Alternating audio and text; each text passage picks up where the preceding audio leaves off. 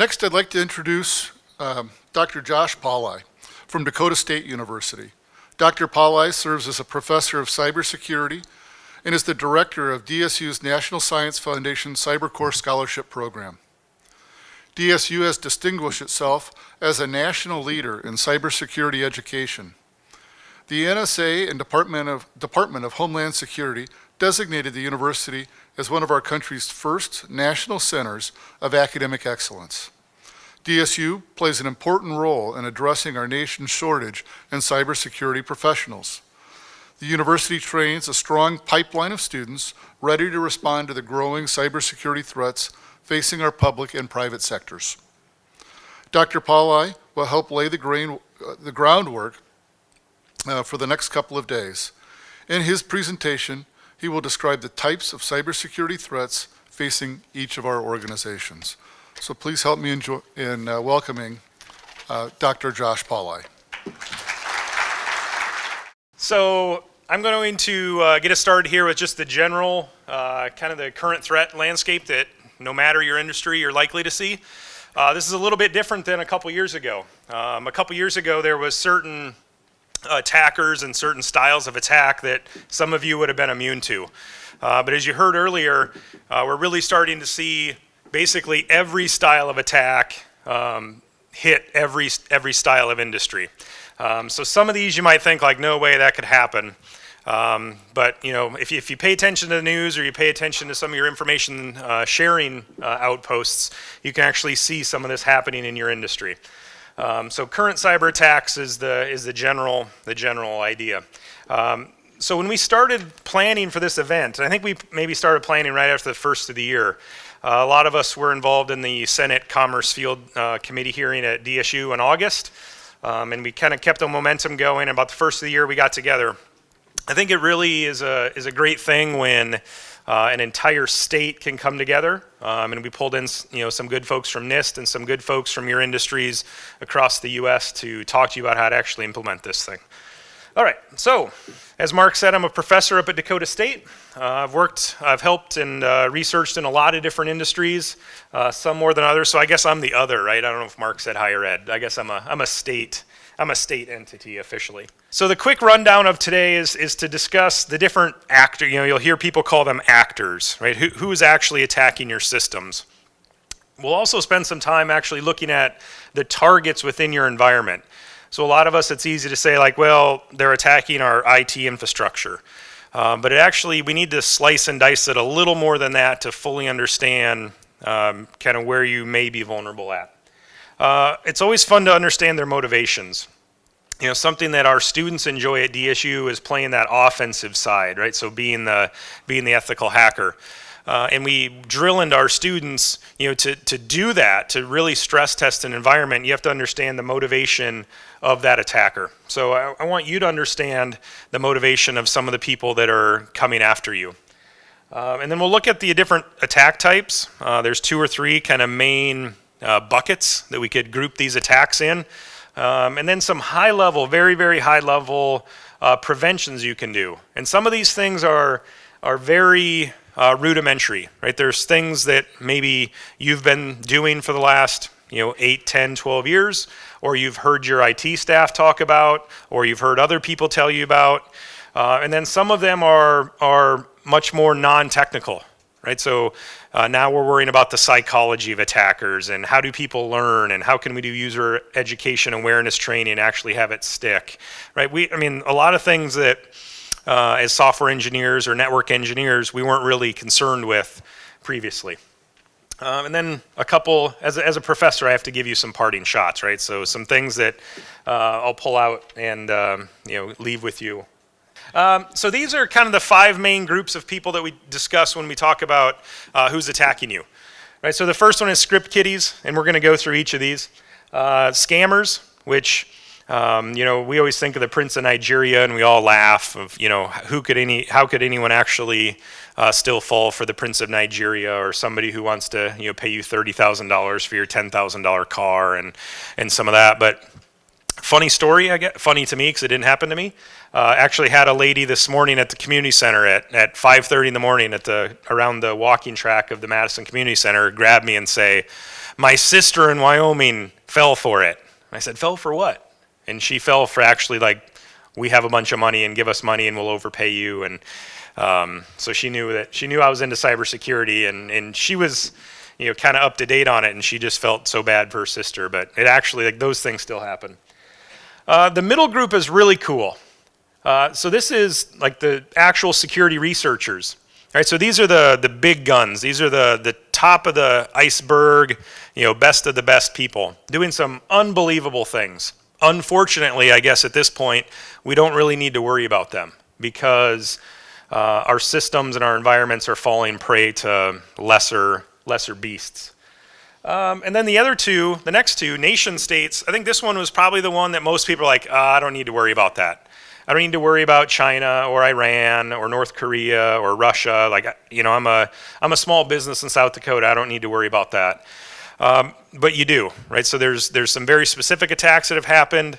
And then probably the one that's hitting home with most of us right now is the ransomware and some of the malware that is clearly originating from the Ukraine and Russia primarily, right? So Russia is an unbelievable factory of malware, financial manipulation malware.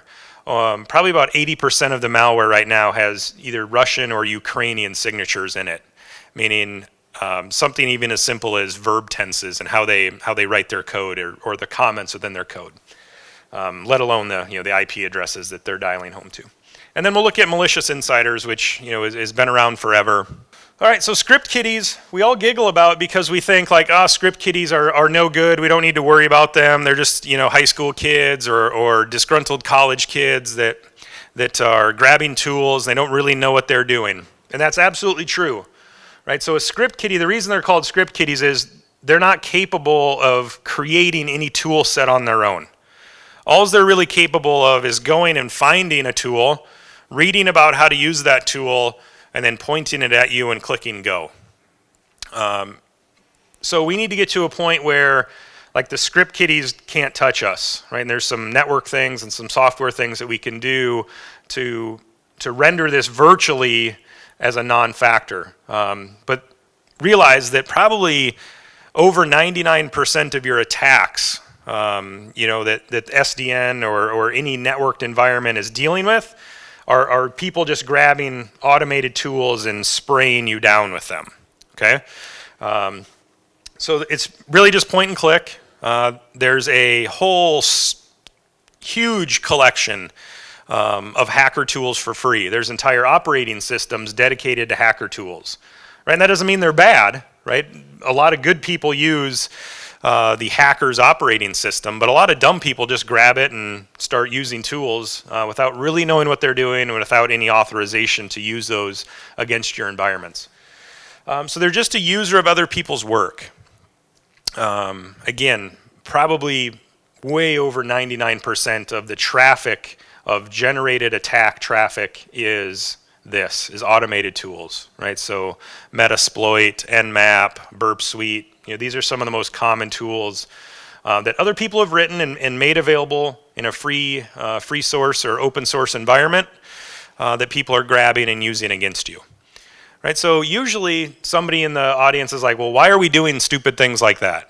Why are we writing tools and then making them, why are we writing tools and making them openly available for people to grab? Right, so there's a lot of analogies to that, right? It's the same reason why we teach chemistry to our students. Can a student go to chemistry class and make pipe bombs? Yep, they can. Is that the intention of the class? Obviously not. So the intention of these tools and the intention of making them openly available is so they can be used in a responsible way to actually stress test the environment.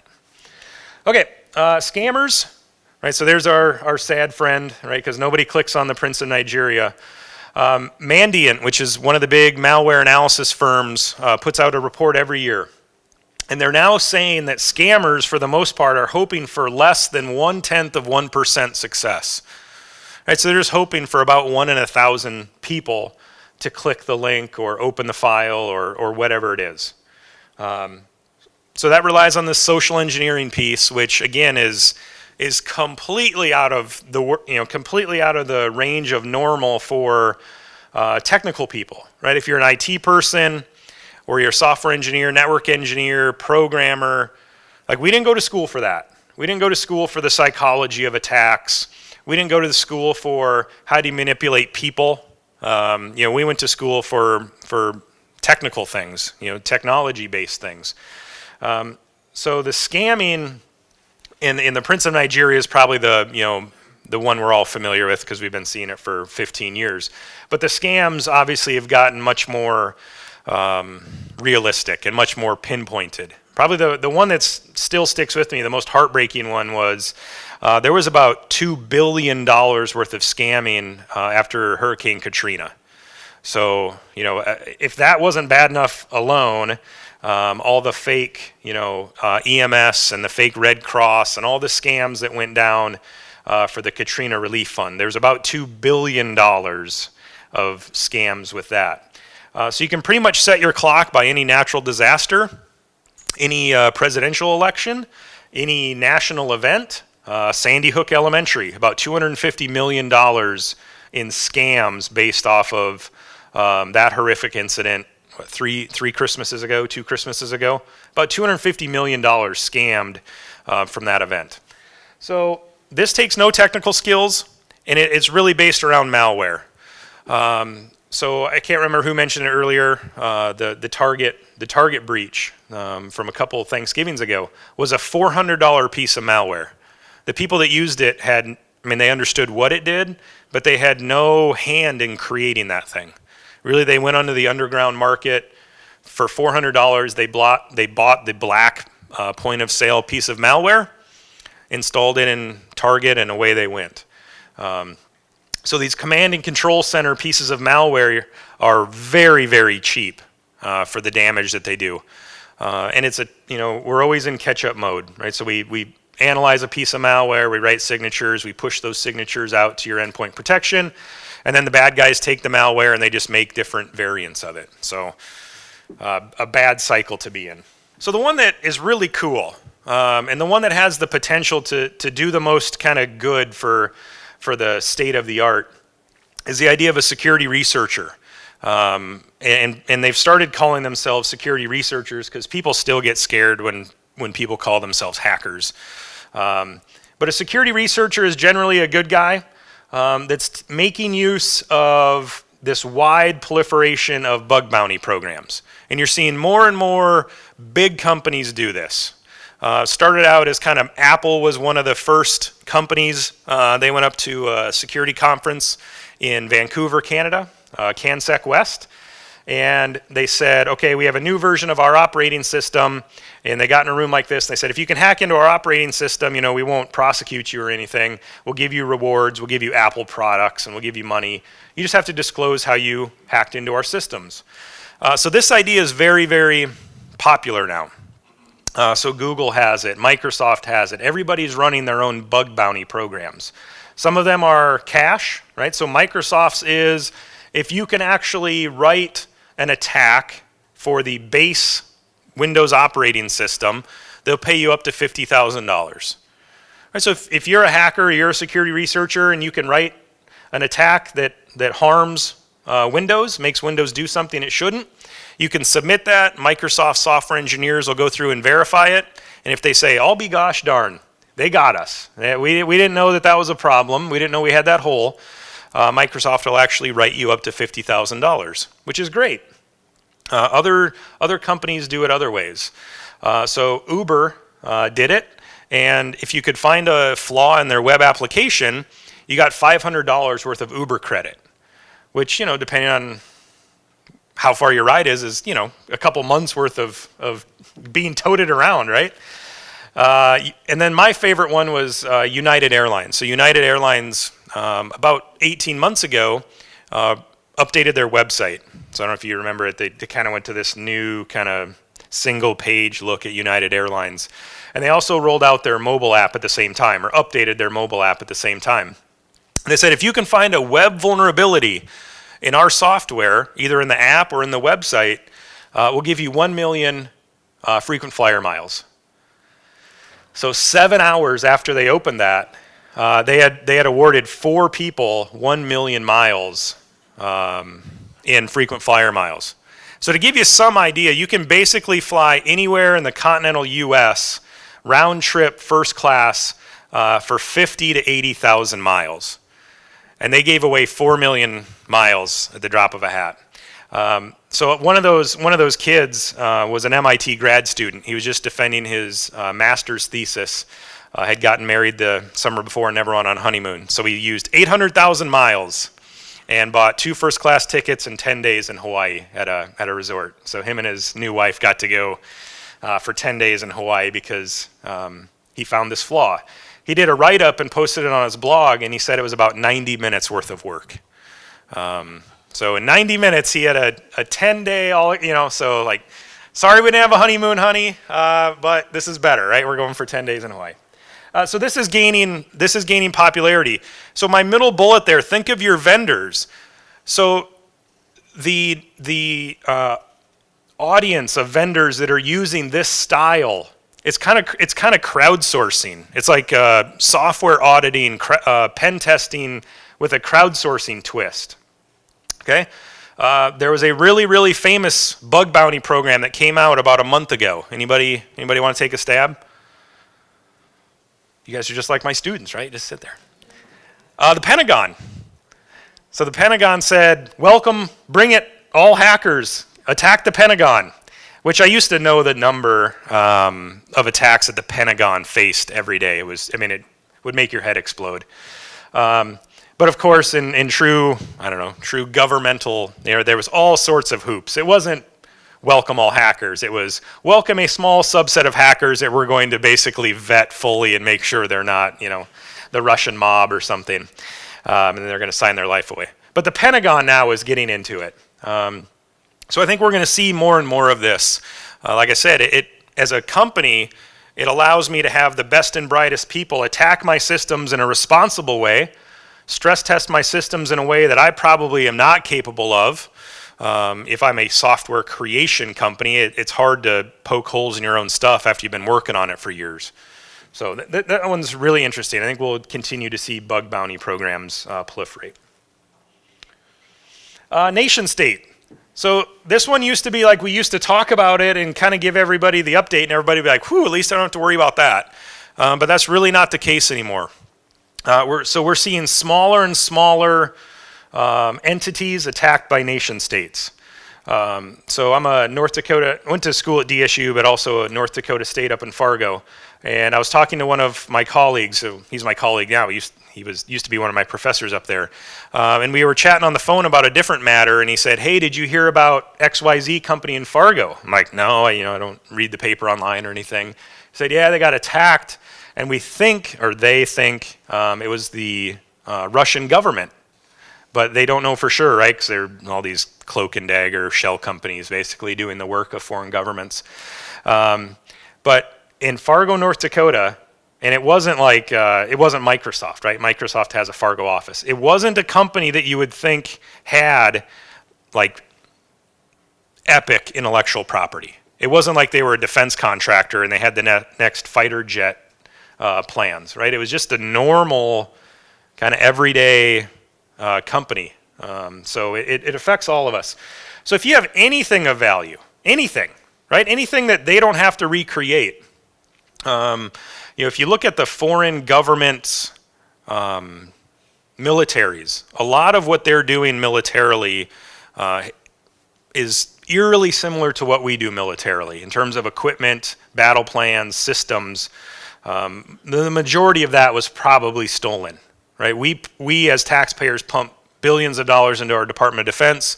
Our Department of Defense does great things with it. R&D creates new fighter jets and new, tactical gear and new guns and all this great stuff. And we spend the years and the money doing the R&D, and then somebody else comes in and basically says like, that's really cool, thank you. We're gonna create that. So there's some pretty heavy evidence of that going on. Again, nation states are very interested in malware because they like that persistence, right? The 146 days in your network before somebody realizes like, zoinks, like that person's not supposed to be in here. So this idea of somebody persisting in your environment is what they're after. They don't want to go in and take everything and leave right away. They want to come in and leave and come and leave and come as they please. And then the insiders.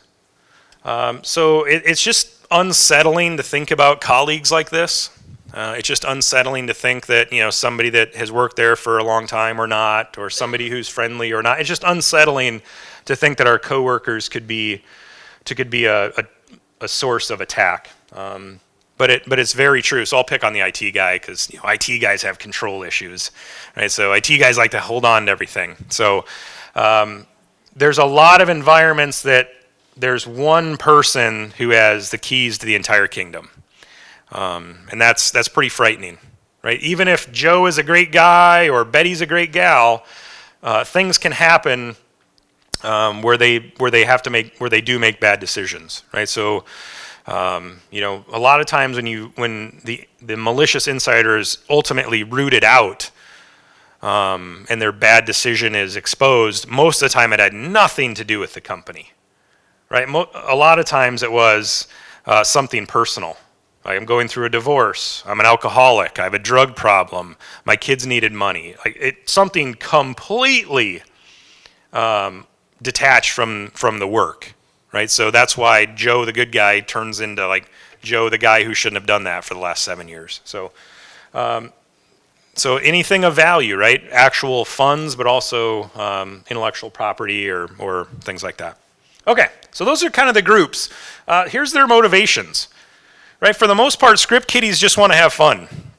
Right? They want to deface your website. They want to hack into your network. They want to write funny little hacker things like, using PH for F, things like that stupid little hackers do.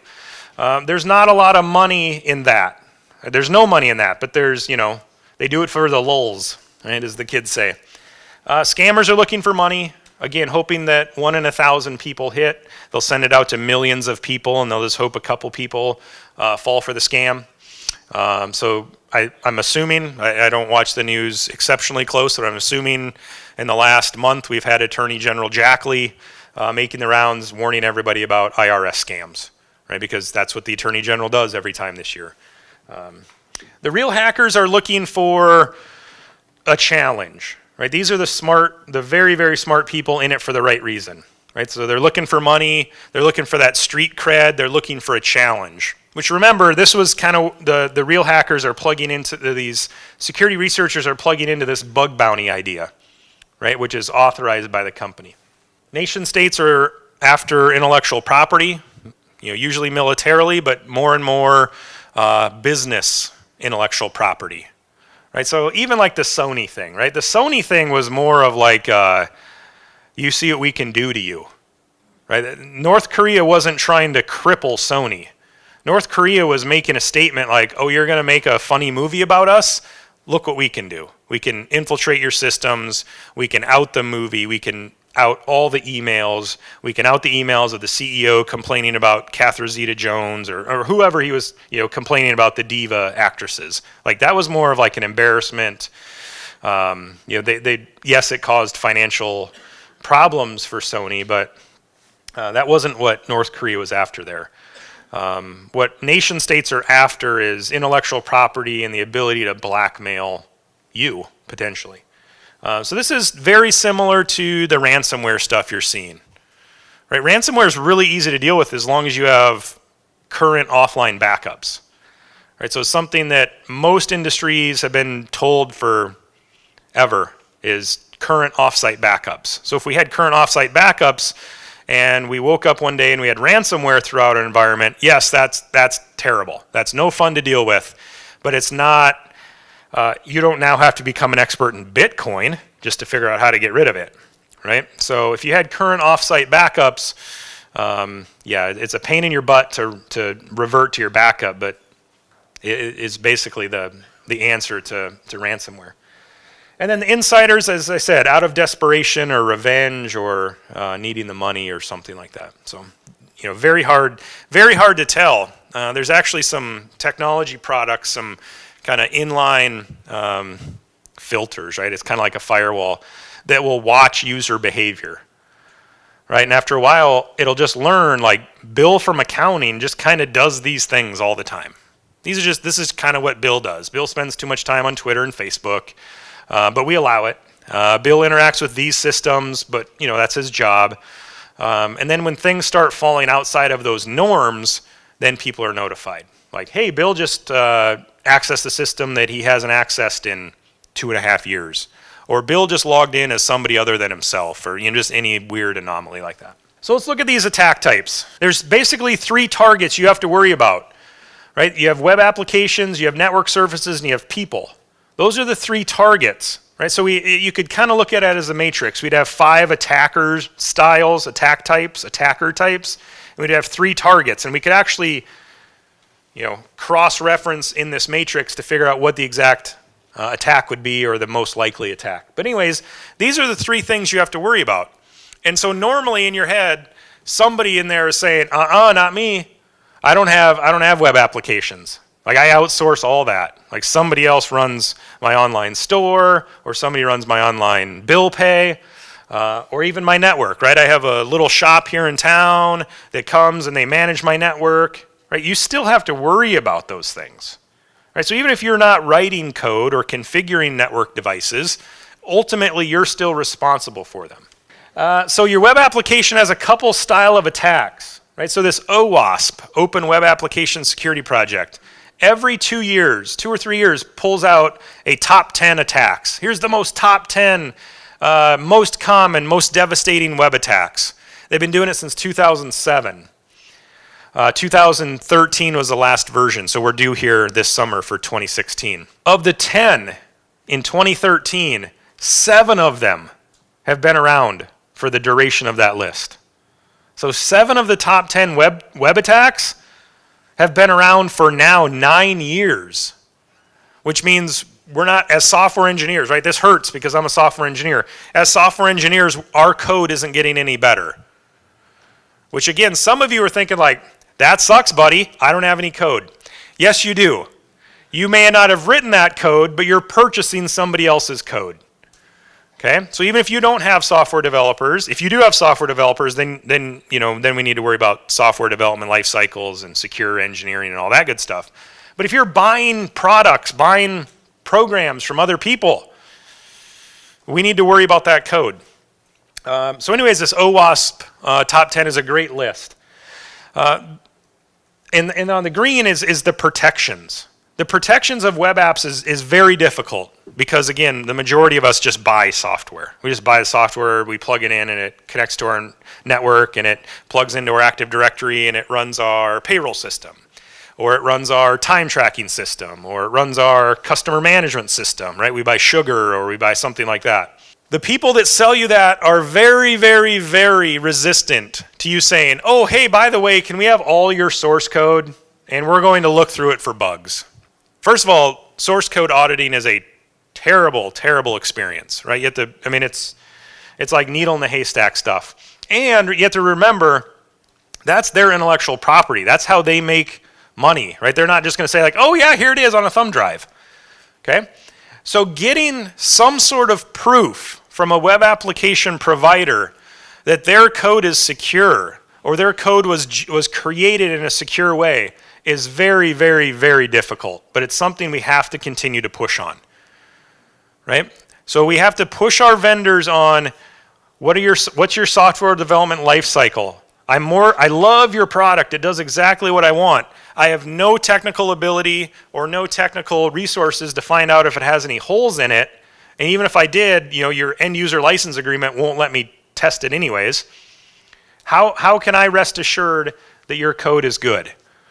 So it's this risk-based mindset that we need to include in our purchasing decisions or our interaction with vendors to say like, yep, it's awesome. It does XYZ just like I need it, but like, is this thing secure? Oh yeah, it's secure.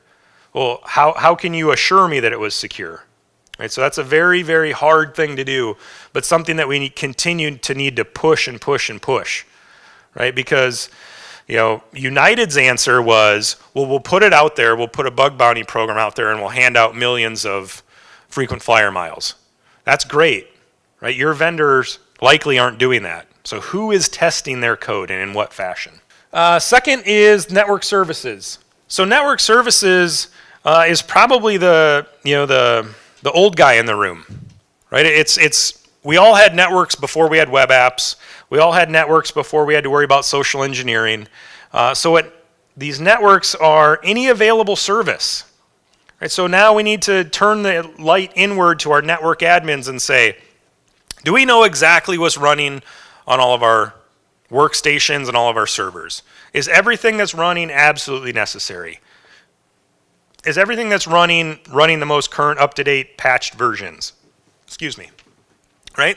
So this is much more of an internal control thing. There's network topography things we can do. We can segment our networks. We can make sure our firewalls are configured correctly. We can make sure our users are just users, right? Which generally causes a you-know-what storm when you try to take things away from people, right? When you say, no, you can't install things. You can't go to this website. Okay, so here's a little bit of learning psychology. My mom is the College of Education at DSU, so I always, bug her about this kind of stuff. And she was a K-12 teacher when I was growing up. I asked her, Mom, how long does it take for somebody to learn something? Of course, that's totally an open-ended, ambiguous question. She's like, well, what do you mean? I said, okay, not learn something, but how long does it take somebody to be okay with something? If you say, no, that's your desk, Johnny. How long until Johnny just calms down? Or when you say recess is only 20 minutes instead of 30 minutes. It takes about 3 weeks. So just put that in the back of your mind. If you're going to make some huge network change, or you're going to enforce a password policy or something, you're going to have hell to pay for about 3 weeks. Right? So, and after about 3 weeks, people are just used to it. Right? We always used to joke how can I be a worthy member of the potluck if I can't go to recipes.com? Right? Well, you can do that at home or whatever, right? But it takes about 3 weeks for people to quit complaining that they can't get to YouTube or recipes.com, or they can't install something. So there you go. There's a little nugget for you. 3 weeks. Okay.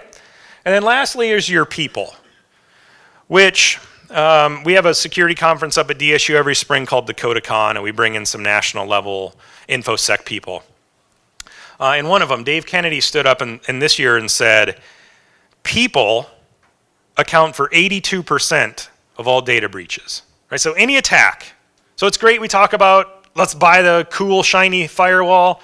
It's cool that we make a web application provider prove to us that their code is secure. But 82% of it gets ran by because somebody does something they shouldn't have done. Okay, so 82%. Which, just linear thinking, you should say, well, 82% of my resources then, my time, my effort, my money, should go to figuring this problem out, which is a terribly, terribly, terribly hard problem, right? People by nature want to help and be helpful and be helped, right? So when you call up and you act like you're tech support, or when you call up and demand something, or when you send a very convincing email, okay? So about 82%. So this is where we get into this user awareness education thing. Some of you are in environments or in industries that regulate user awareness education. They say you will do user awareness education. So if you're anything like me, right, if you were the bad kid and someone said, you must do that, that meant either I wasn't going to do it, or the version I was going to do was not going to be that good, right? And that's what happens. If you're told by somebody, you have to do user awareness education, what you end up doing is some sort of computer-based training where you say, click through these 10 slides and take a quiz at the end. Okay? The other nugget I'll leave you with related to the psychology of learning and the psychology of education, it takes 5 times before you learn something. You have to hear something 5 times. So if you are going to educate your users on why a strong password, 15 characters and numbers and letters and special characters, if you're going to convince them and actually educate them, not just browbeat them or scare them, if you're actually going to educate them, it takes 5 times within 30 days to actually give them some sort of educational nugget to get them to the point where they'll be like, oh, I get it now. If you don't do it 5 times, and if you wait more than 30 days, it just leaves. Only about 60% of that stuff will stick with them. If you want to get up into like 95, 98%, it takes 5 times. Most of us, if we do any sort of user awareness education, is once a year or it's twice a year, and it's computer-based trainings or read this scenario or something like that, right? So we have a long, long way to go with user awareness education. So real exploitation is really hard, right? The idea of finding a vulnerability that no one has found before is extremely hard, but right now it's not necessary, right? People are gaining access to systems by social engineering and getting people to click on things or things being out of date or unpatched, right? So I tell this to every group I speak to, no matter the industry and no matter the audience, like don't wait for regulation, right? Ask your friends in financial services how that's working out, right? Ask them if being prodded by the OCC or FDIC makes them more secure. Okay, it doesn't. It makes them more compliant, or hopefully compliant, let's keep the banks open, but it doesn't make them more secure. So don't wait for regulation to say, well, NERC will hand down, or the will hand down, or APPA will hand down guidance. They're going to hand you something, right? But it's not going to make you more secure. It's going to make you more compliant. Okay? And then my last one is you really need to identify a champion, right? And as was mentioned earlier, right, the upper level folks have to buy in. But the CEO or the CIO isn't the person to actually be the champion of this. They can understand it, and they can support it, and they can give you everything that is needed, but somebody at the mid-level or so is going to have to be the workhorse, or a subset of people are going to have to be the workhorse, meaning they're going to need to be freed up and supported to do this. Okay, so if you have questions or comments, there's my email address. Always welcome comments or questions. You guys are always welcome on campus. If you've never been to DSU, it's this cute little place up in Madison. It's about a 2x2. If you're good with a 4-iron, you can basically hit it over the entire campus if you want. But I know the folks at SDN have done a tremendous job getting a tremendous panel group today and tomorrow. So no matter kind of where you're at in this continuum of I'm just starting or I've been down this road, I think I'm doing it right, I think you'll pull something of value out. And as mentioned before, I would really encourage you to grab each other and ask hard questions of each other during the breaks or during in between talks. So with that, we'll continue on, and thanks for coming and enjoy.